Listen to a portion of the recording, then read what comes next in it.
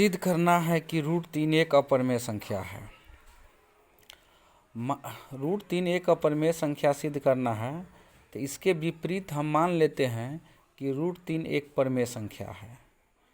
तो रूट 3 एक परिमेय संख्या है तो परिमेय संख्या का डेफिनेशन होता है कि वैसी संख्या जिसे p/q के रूप में लिखा जा सके, जहाँ q बराबर नहीं हो जीरो के, परिमेय संख्या कहलाता है।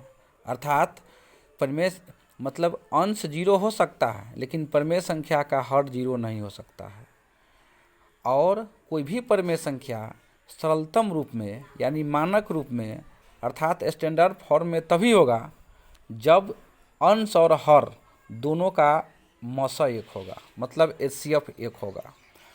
तो यहाँ परिमेय संख्या सरलतम रूप में होगा, इसीलिए इसका HCF एक होगा।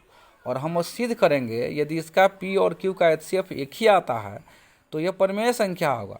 यदि एक के अलावे कोई दूसरा आता है तो हमारी मान्यता गलत होगी और यह अपरिमेय संख्या हो जाएगा। तो करते क्या है कि अब रूट 3 से रूट हटाने के लिए दोनों तरफ वर्ग करते हैं। दोनों तरफ वर्ग करेंगे तो रूट 3 का स्क्वायर 3 होगा और p/q का स्क्वायर p² q² होगा। अब 3 q² बराबर p² है। इसका मतलब हुआ कि p² बराबर 3 गुने q² होगा। अब मान लेते हैं यहाँ कि यदि 6 रहेगा तो 2 गुने 3 करेंगे। इसका मतलब हुआ कि यदि 2 गुने 3 है तो 3 से 6 में भाग लगेगा या 2 से 6 में भाग लगेगा। तो यहाँ 3 q² बराबर p² है। इसका मतलब है कि 3 p² को विभाजित करेगा और 3 p² को विभाजित करेगा, इसका मतलब है 3p को भी विभाजित करेगा। यदि 3 से p में भाग लग जाता है, इसका मतलब है 3 p का एक गुणनखंड होगा। तो p का एक अंश का एक गुणनखंड 3 आ गया। अब क्या है कि यहाँ p² बराबर 3 q² है। अब 3p का एक गुणनखंड है तो यहाँ p² है। इसका मतलब है कि p का गुणनखंड तो 3 होगा, 3 के अलावे भी यहाँ कुछ न कुछ गुणनखंड होगा। q² है यहाँ तो p² का गुणनखंड होगा, लेकिन p का गुणनखंड q² में से कोई न कोई होगा।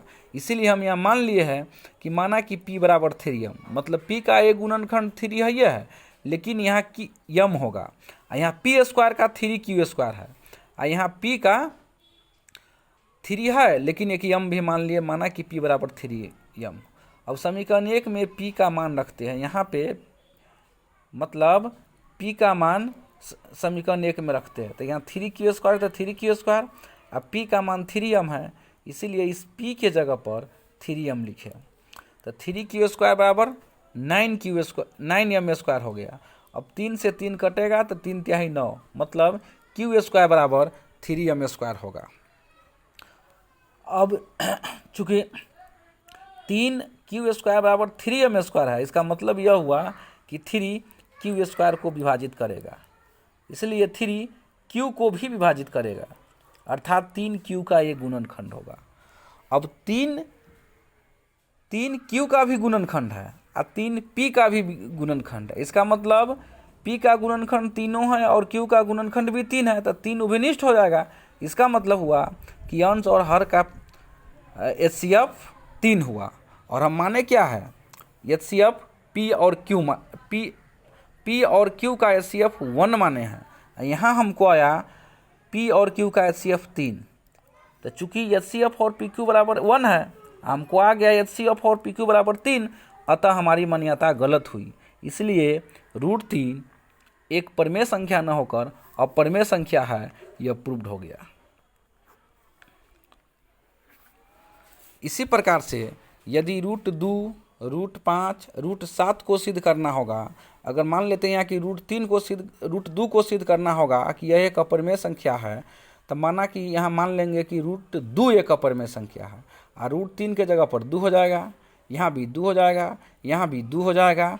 अब 2 q² बराबर p² हो जाएगा। इसका मतलब 2 p² को विभाजित करेगा तो 2 p को विभाजित करेगा, अर्थात 2 p का एक गुणनखंड होगा। कहने का मतलब 3 के जगह पर p रखें, 3 के जगह पर 2 रखेंगे और यहाँ मानेंगे कि p बराबर 3m है तो यहाँ 2m हो जाएगा। कहने का मतलब है कि 3 के जगह पर 2 रखेंगे। अगर रूट 5 को सिद्ध करना होगा तो रूट 3 के जगह पर 5 रखेंगे। इसी तरीके से आपको सिद्ध करके दिखाना है रूट 2, रूट 5 और रूट 7, या आपका HW हुआ, इसको बना के रखना है। फिर अगले दिन हम लोग अगले सवाल में चलेंगे।